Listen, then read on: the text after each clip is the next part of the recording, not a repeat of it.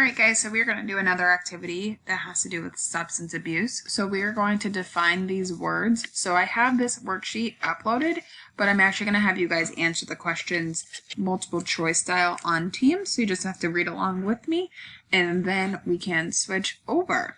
Okay, so this says drinking alcohol, smoking, or using tobacco, or taking illegal or harmful drugs which are not prescribed by a doctor can damage the human body. So I want you guys to pay attention to the word illegal and what that means. So it's not something that's not prescribed by a doctor that can damage the body.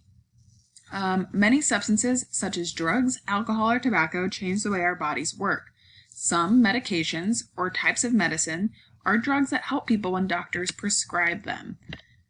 If these drugs are used properly and with limited use, they can keep us healthy. So as you can see, that word is bold and underlined, so it's going to have us define that as well. So it's medications are also just drugs that when people are prescribed them can help them. However, many drugs have no medical use or benefits. When drugs or alcohol are swallowed, inhaled, or injected, they find their way into a bloodstream.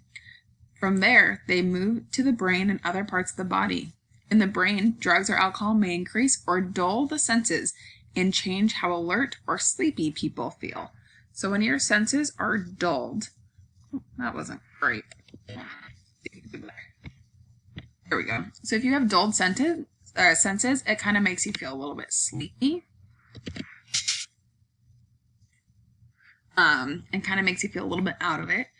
Taking illegal drugs, drinking alcohol, or smoking can damage the body and the brain, and people can become addicted to them and not be able to stop using them without help. So the word addicted just means that you can't stop using something without help, okay? So I want you guys to go over to Teams and answer these questions. And then I'm actually going to eliminate this one. Just because I don't want to do it. All right, so good luck, friends.